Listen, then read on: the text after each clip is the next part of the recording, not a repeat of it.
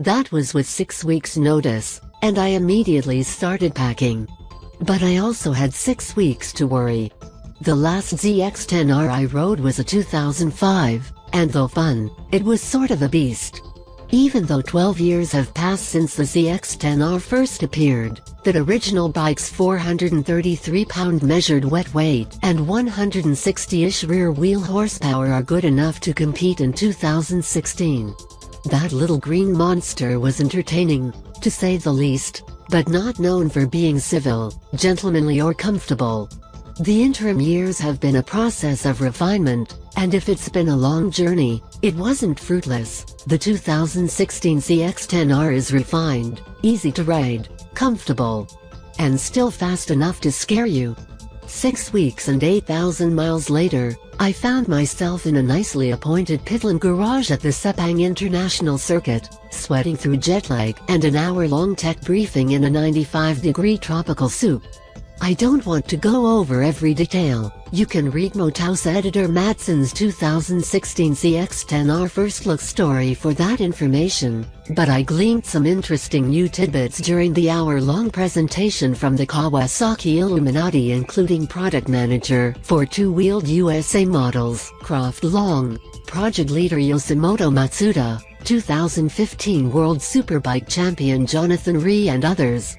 The gathered crew wanted us to know that this bike is built for lap times, with the goal of being easy to ride and available to racers at a good price point. The new motor parts won't yield too much extra power, maybe 5% or so, but that's not the whole story. The changes help make it quieter, which allows potential for more mid-range power from the aftermarket and amenable to tuning. For instance, the titanium alloy headers are so light and similar to race-only headers that Two Brothers Racing couldn't make more power with their own header design, according to Kawasaki's media relations supervisor Brad Poots. Other racer-friendly features include a cassette-style gearbox, allowing transmission changes and servicing without splitting the crankcase, and a back torque-limiting clutch. The frame looks a lot like the old frame, but it's totally different. Apparently you really can go too low with your center of gravity, so Kawasaki raised the engine and moved it forward in the frame to improve weight distribution and quicken steering while improving stability. The swing arm is all new, stretching the wheelbase to 56.7 inches as well as changing the mount position, and if the swing arm position and steering angle aren't just to your liking, you can adjust them with Kawasaki race kit parts. The downside is the new frame and other modifications have added about 17 pounds to the claimed wet weight. Kawasaki calls the 43mm show a balance-free fork WSBK influenced, and it looks the part, with external compression chambers that separate compression and rebound functions. The rear shock is more conventional looking, but also claims a balance-free design, with an external damping force chamber and independent compression and rebound damping.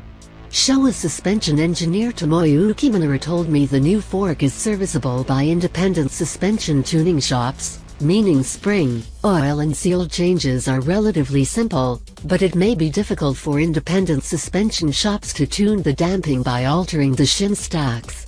Showa is searching for shops to work with, and is also working to develop a remote preload adjuster for the rear shock.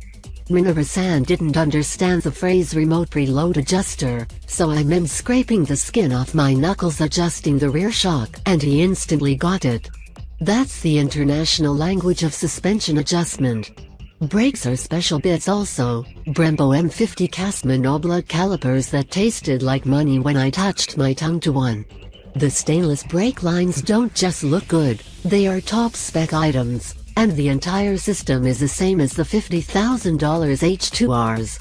The Bosch EMU, the traction control sensors, located in a small black box screwed to the airbox, looks just like what other manufacturers use. But Kawasaki's secret sauce is what it calls the Sixth Freedom, which I thought was an Ayn Rand novel, but which is actually the yaw rate, angular velocity, such as when the rear tire is stepping out in a power slide.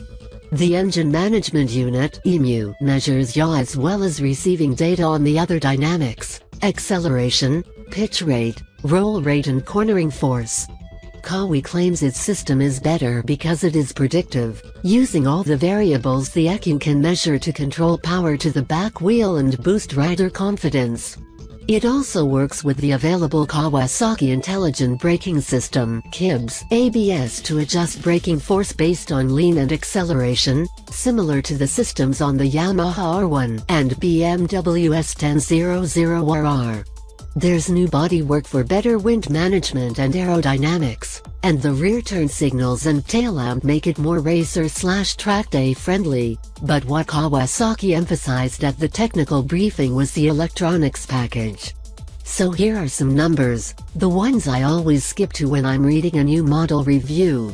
The 2016 ZX-10R's claimed wet weight is 454 pounds and 20 pence, about 20 pounds more than that 2004 model, makes a claimed 200 horsepower, expect about 165–170 at the wheel, and pricing starts at $14,999.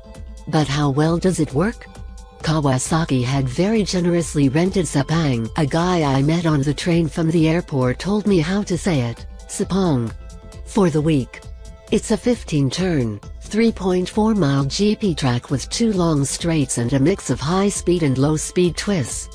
Pavement, as you'd expect, is smooth and almost seamless. We'd get one session with ABS and street tires, and the rest of the day we'd be on slicks. Oh, how I suffer for my work.